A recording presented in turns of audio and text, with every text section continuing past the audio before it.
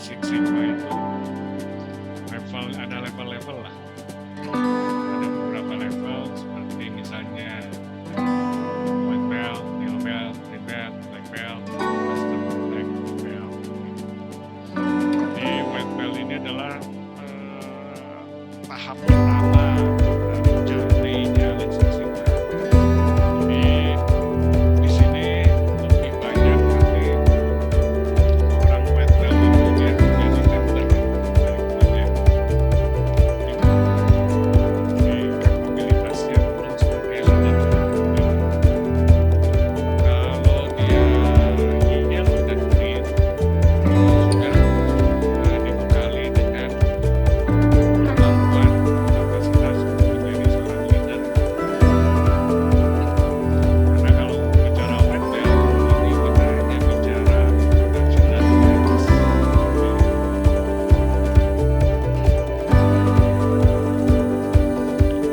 Jadi manfaatnya itu untuk white belt itu yang pertama adalah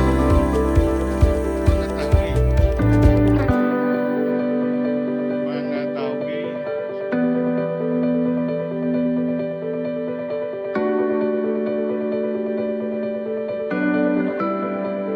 nah ini dia, mengetahui dan memahami. Jadi ada awareness atau dasar bahwa continuous improvement itu penting dilakukan di suatu perusahaan. Dan continuous improvement bisa dilakukan dimanapun dia, di industri apapun dia, di bidang apapun, asalkan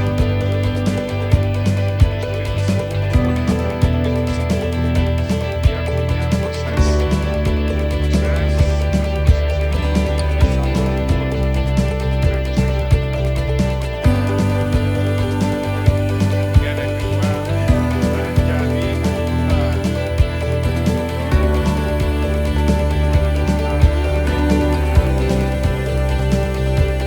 ada kedua menjadi oh iya, nanti kalau misalnya Bapak Ibu ada pertanyaan, silakan bertanya saja, nggak usah nunggu di akhir sesi begitu. Silakan aja open mic kalau ada sesuatu yang kurang jelas, tepat penyampaiannya, silakan open mic.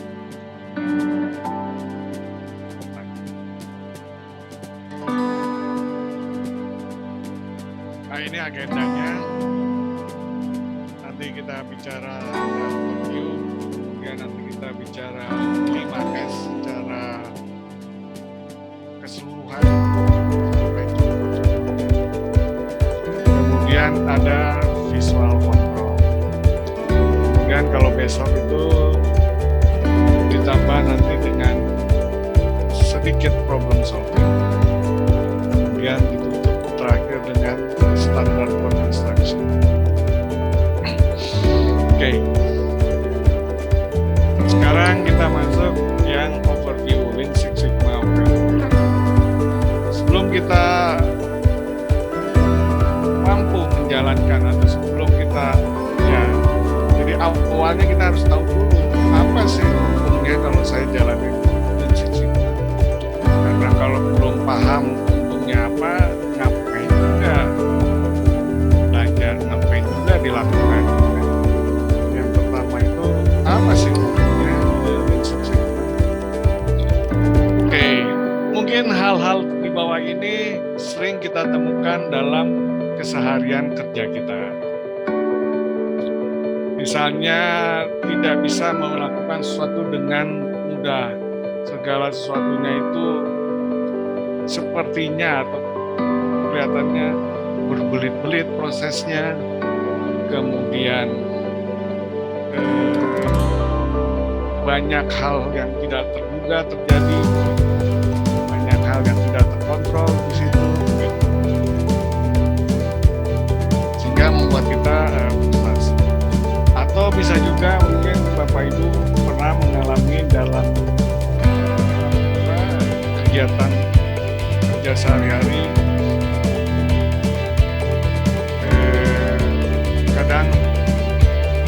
hal yang di luar dugaan misalnya. Kenapa hal itu terjadi? Karena banyak hal yang belum kita kontrol, banyak hal yang belum kita monitor, sehingga proses itu kadangkala bagus, kadangkala jelek,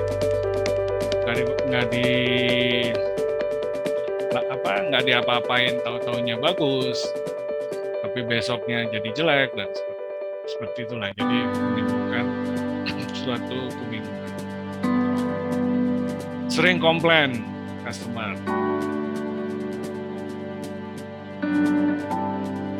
Komplain sudah diperbaiki, komplain lagi. Sudah kita perbaiki, ternyata masih komplain lagi. Kenapa itu bisa timbul? Karena mungkin saat ini kita masih belum berorientasi kepada customer, belum ke customer oriented.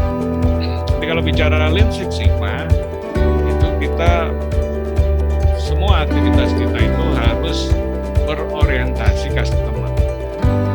Jadi apapun yang kita lakukan itu harus berorientasi customer. Yang tidak menimbulkan keuntungan untuk customer, itulah yang disebut pemborosan, itulah yang disebut waste. Kemudian kadang-kala mungkin terjadi schedule jadwal yang bertumpuk, overlap pekerjaan dan sebagainya. Karena apa? Karena mungkin belum adanya loading chart.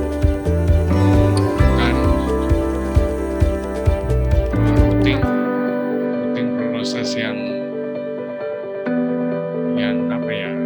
prosesnya yang efisien, proses yang efektif, dan akibatnya dari semua ini, dari semua problem ini menimbulkan ujung-ujungnya menyebabkan perusahaan kita tidak kompetitif. Perusahaan kita tidak berkembang, tidak membuat profit dan seterusnya. Dan yang harus kita lakukan adalah ini dia ya.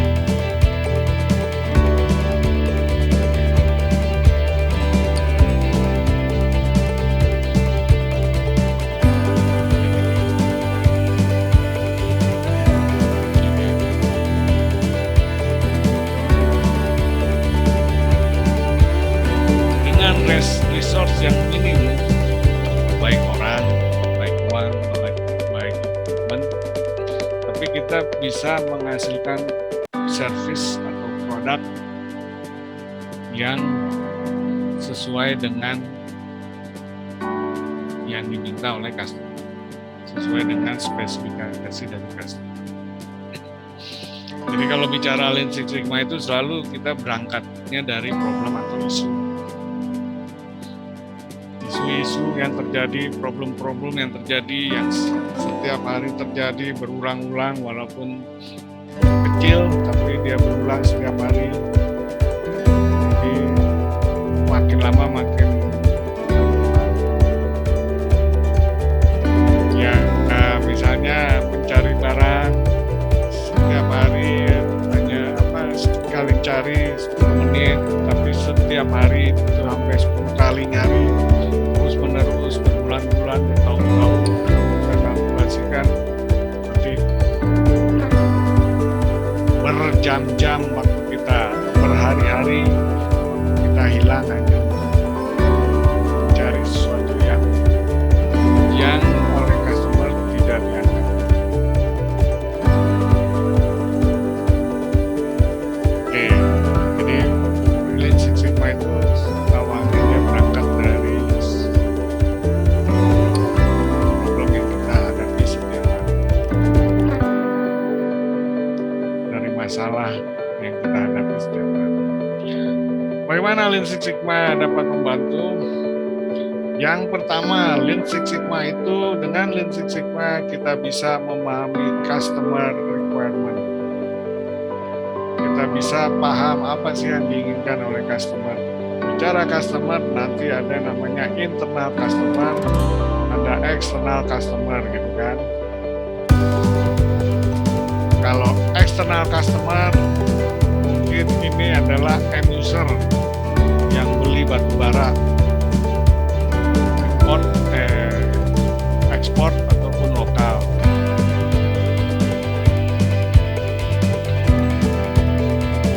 Selain eksternal, ada juga internal customer.